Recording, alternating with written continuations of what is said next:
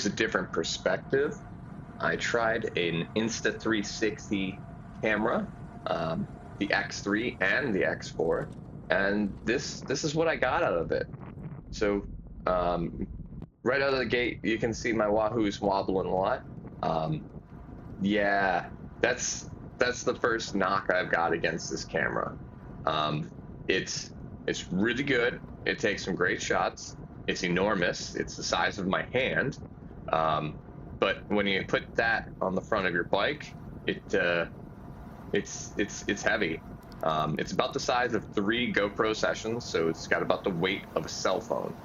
Um, but that's not really a deal breaker when you're trying to make content. But what you see right now is what the raw footage looks like, right? So you've got 2 cameras stacked on top of each other, and they kind of just smash them back all together.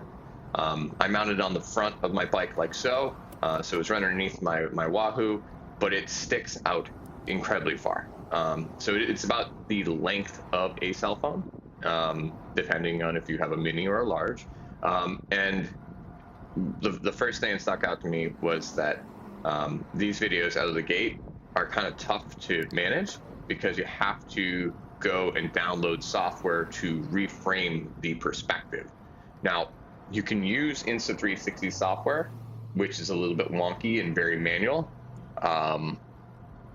You can have it look a specific direction so that you're always looking at the same way. And it functions a little bit like a gimbal, which is why as we're kind of making this turn, it's all kind of looking in the same direction. I don't know what the term for that is, so excuse me for those who are camera aficionados, but I was looking at this as a potential replacement for my GoPros, and I just doesn't feel like it's refined enough, and it's not what I was looking for to replace my cameras. Now, I want to walk that back a little bit, right? So it's great for influencers that want to show bodies on bikes, but it's not very good when you want to make a race video and it doesn't really drop into my workflow very well to have to go back and change the perspective every so often in the video. Now, when you have it facing frontwards or just one camera rolling, I think it takes great shots. I think it would be a really good video capture device. And as you can see, I'm kind of rocking and rolling the bike here, and it's keeping it really stable. Sure, my tire looks a little distorted, big rip, but it does look like very good video content.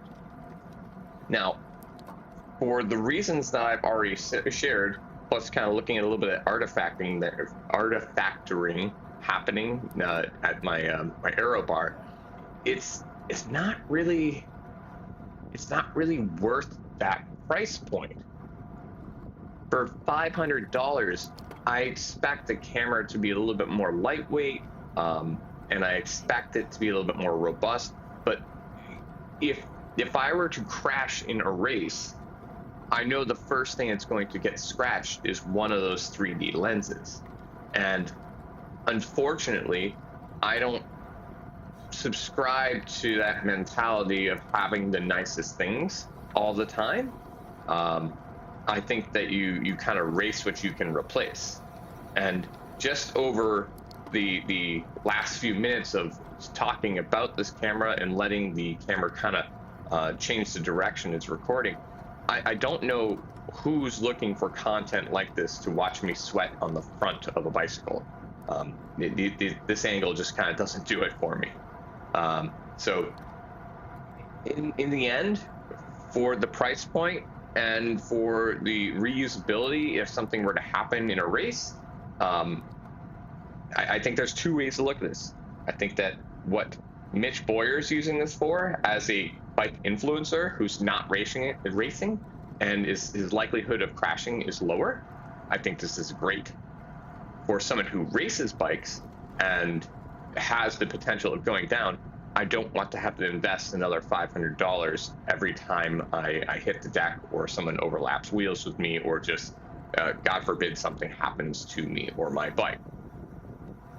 Well, with all that being said, I'm curious, what do you guys think? Like the video quality does look good. It is a little bit annoying to have to kind of reframe every couple turns, but again, that's what that looks like on the front of a bike. And if I rocked up next to you at your local crit, would you want to be on my wheel or me on yours? I don't know. All that on top of that whole Geiger counter effect that we had going on earlier, it definitely wobbles quite a bit. I was pretty nervous it was going to fall off my bike, but yeah. So end of the day, this camera's not for me. I'm going to go back to my Hero Sessions. They've been tried, tested, and true. They're definitely very durable. They've survived a couple crashes. But if you guys have different thoughts, different opinions, and think that this is the future of cameras on bikes, let me know in the comments below. Thanks, guys. I'll have some new race footage to go up shortly. It's been a really busy couple of weeks. Just got back from Toad, so just did a mass dump of everything that was in there. So look forward to some new videos pretty soon. Thanks, guys.